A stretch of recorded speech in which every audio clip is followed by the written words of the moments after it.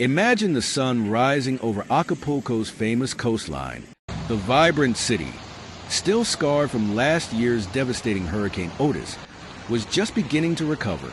But before the healing process could finish, disaster struck again, this time with even greater force.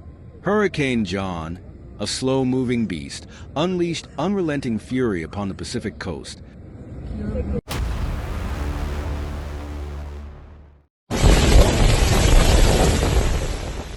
Transforming neighborhoods into watery graveyards, trapping families, and leaving residents desperate for help.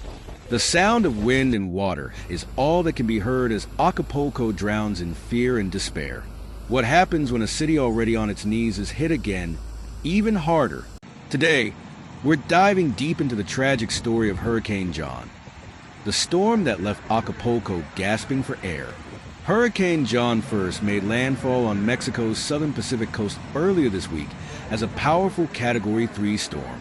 With winds exceeding 120 miles per hour, the storm wreaked havoc on everything in its path, ripping roofs off homes, uprooting trees, and triggering dangerous landslides. Acapulco, a city known for its tourist appeal and once picturesque beaches, was no exception to John's wrath. After several days of relentless rain, local streets became unrecognizable, resembling murky rivers rather than bustling urban roadways. The storm pounded the region, dumping water at levels the city hadn't seen in years. According to Mexican President Andrés Manuel López Obrador, 19 neighborhoods in Acapulco were left completely submerged underwater, some facing flood depths of up to 1.5 meters, about 5 feet. Thousands of residents found themselves trapped, with little more than the clothes on their backs. Amidst the chaos, President López Obrador confirmed the deaths of at least 5 people, but the situation on the ground told a much darker story.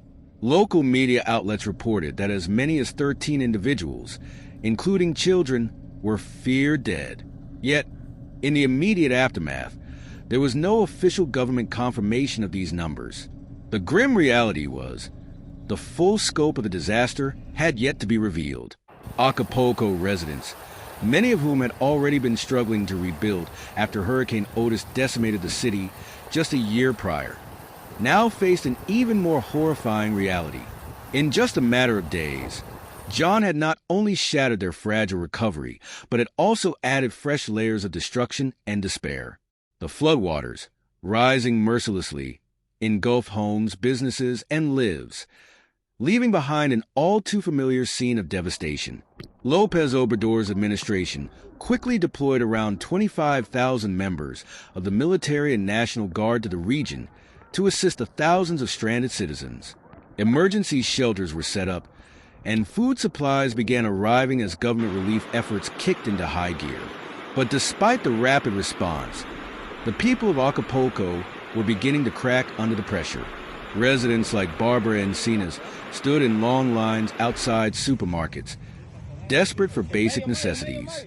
"We're desperate," Barbara said, her voice filled with emotion as she clutched her few remaining belongings.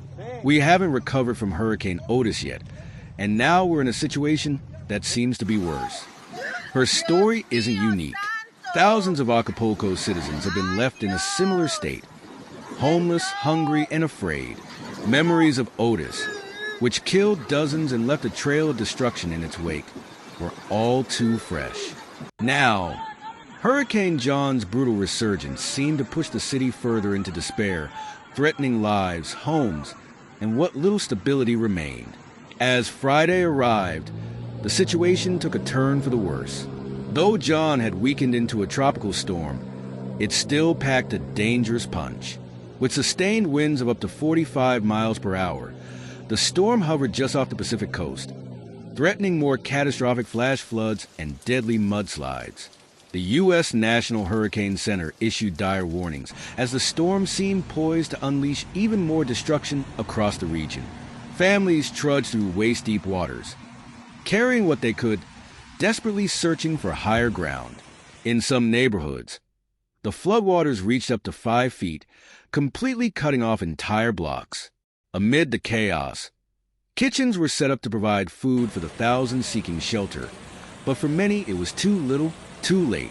As the storm slowly churns along the coastline, questions loom. How much more can Acapulco take? And what will it take to rebuild a city that has been hit so brutally, not once, but twice?